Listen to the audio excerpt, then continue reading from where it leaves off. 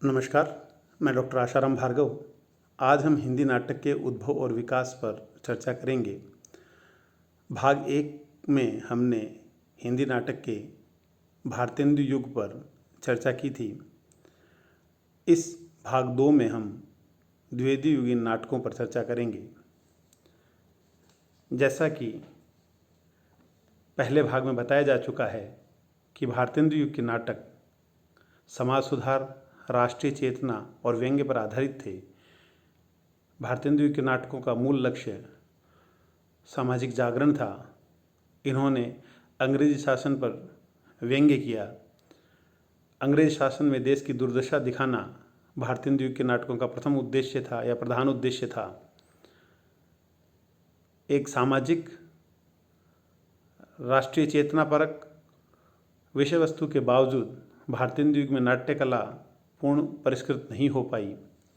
फिर भी भारतेंदु युग के नाटक हिंदी नाटक के इतिहास में, हिंदी नाटक के भविष्य के लिए एक आधार भूमि तैयार करते हैं। द्विवेदी युग के नाटक, द्विवेदी युग नाटक की दृष्टि से ठहराव का काल था। हिंदी कविता में महावीर प्रसाद द्विवेदी का यह काल नैतिकतावादी और आदर्शवादी दृष्टि से युक्त था। यही नैतिकतावादी और आदर्शवादी दृष्टि इस युग में नाट्य साहित्य पर भी दिखाई देती है। नाटकों की दृष्टि से भी यह सुधार का युग था। हालांकि इस युग में प्रसाद ने सज्जन नाटक लिखा, लेकिन वह नाटक हिंदी नाटक के विकास की दृष्टि से महत्वपूर्ण साबित नहीं हुआ। इस युग में भी जहाँ एक तरफ सामाजिक, धार्मिक आदि विषयों पर नाटक लिखे जा रहे थे, वहीं दूसरी तरफ प्रहसन और रोमांटिक नाटक भी लिखे जा रहे थे। द्विवेदी युग में सामाजिक नाटकों में प्रताप नारायण मिश्र का भारत दुर्दशा, मिश्र बंधु का नेत्रोन्मिलन, भगवती प्रसाद का वृद्ध विवाह और कृष्णानंद जोशी का उन्नति कहाँ से होगी आदि नाटक थे। नाम से ही स्पष्ट हो रहा है कि इन नाटकों की विषय वस्तु सामाजिक के साथ साथ राष्ट्रीय चेतना परक भी थी, समाज सुधार परक थी। इस युग के पौराणिक नाटकों में राधाचरण गोस्वामी ने श्रीदामा, बालकृष्ण भट्ट ने वेणुसंहार, शिवनंदन सहाय ने सुदामा, ब्रजनंदन सहाय ने उद्धव, जयशंकर प्रसाद ने करुणालय, बद्रीनाथ नाथ भट्ट ने कुरुवन दहन और मैथिली शरण गुप्त ने चंद्रहास आदि नाटक लिखे। इन नाटकों की विषय वस्तु पौराणिक थी।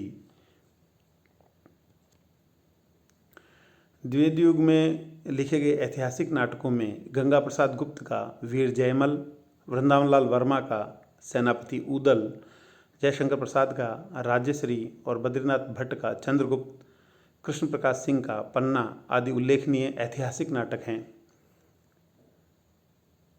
द्विवेदी युग में इन सामाजिक, पौराणिक और ऐतिहासिक के साथ साथ रोमांटिक नाटक भी लिखे जा रहे थे। इन रोमांटिक नाटकों में हुसैन मियाँ जरीफ का लैला मजनू, अली बाबा और हातिम ताई, पांडे बेचन शर्मा उग्र का उजबक, चार बेचारे और प्रेम प्रशंसा, जीपी श्रीवास्तव का उलटफेर, दूमदार आदमी और विवाह विज्ञापन और रौनक बनारसी का इंसाफ महमूद आदि रोमांटिक नाटक उस समय लिखे जा रहे थे। जैसा कि हम सभी जानते हैं कि भारतेंदु युग में पारसी थिएटर्स का प्रारंभ हो चुका था और यह पारसी थिएटर्स भारतेंदु युग के साथ साथ द्विवेदी युग में भी जारी रहे।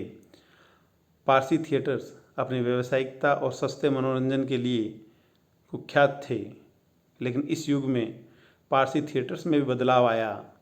परिणाम स्वरूप नारायण प्रसाद बेताब, आगा हसर कश्मीरी आदि ने पारसी रंगमंच का कलात्मक स्तर विकसित किया।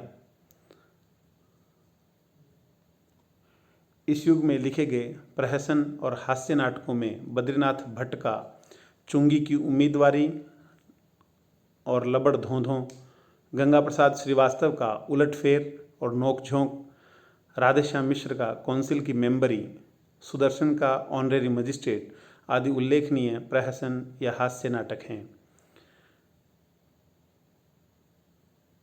इन नाटकों को पर दृष्टिपात करने पर हम द्विवेदी युग की विषय वस्तु को समझ सकते हैं।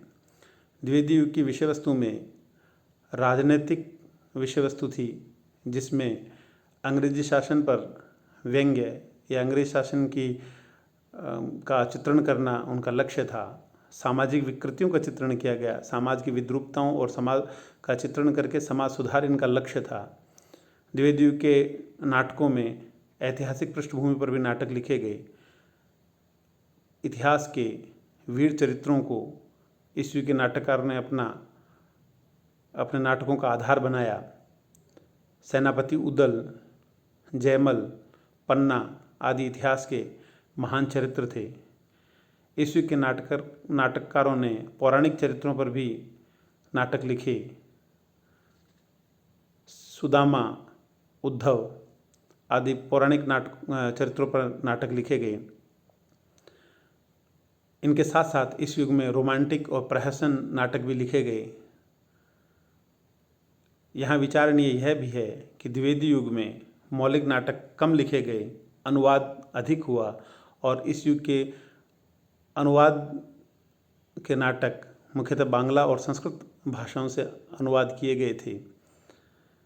द्विवेदी युग ने आगे आने वाले प्रसाद युग के लिए आधार भूमि तैयार की।